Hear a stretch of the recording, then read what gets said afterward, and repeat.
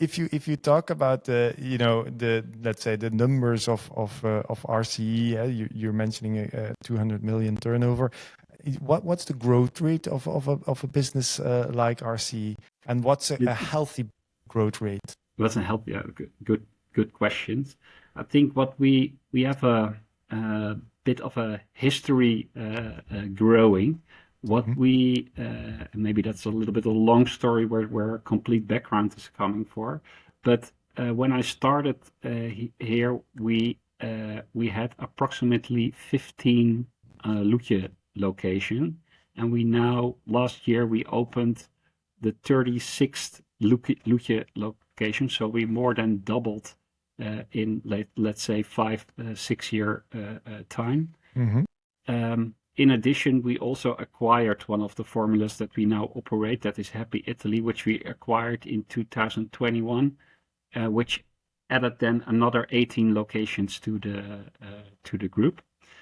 So yeah, we were driven by we were focused on growth, and that was possible for us because we had that one service office that was also organized for growth, and we see that the demand or the ask of guests for formulas is still also growing in the Netherlands. That's why we can we say that like a little bit of a gravy, how to say this correctly. We flattered out over the Netherlands, like Loetje is a lot about gravy, but we flattered out over the Netherlands, to say it in a wrong English word. But I still see room for further growth in the Netherlands. But as you can also see in our name, we have a bigger ambition than only the Netherlands, and that is what we hope to do in the future. Yeah, but what can I say about the sustainable of? I think it depends on what you want to achieve with your formula, where there's room for growth with your formula, and what you also can handle as an organization, keeping in mind that guest journey and quality should be on the level that you want it to be. So that would be my answer. It's not a specific number. No. It's depending how you're organizing what you are wanting to do. Yeah, but you could say that the growth comes from opening new outlets or new restaurants, adding new formulas like the Happy Italy. And how do you deal with, let's say, existing outlets, restaurants that opened, let's say, 5 years ago? Do they have, let's say, a growth plan on their own in terms of revenue, and how does that work?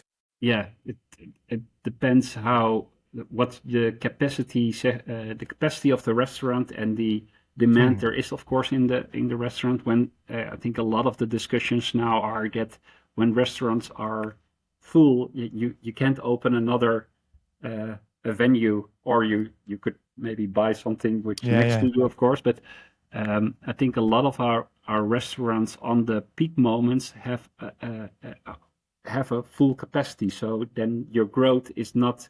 Of course, you can see whether you can push or pull guests to other time slots and to spread them more out, and thereby grow, of course, in volume wise.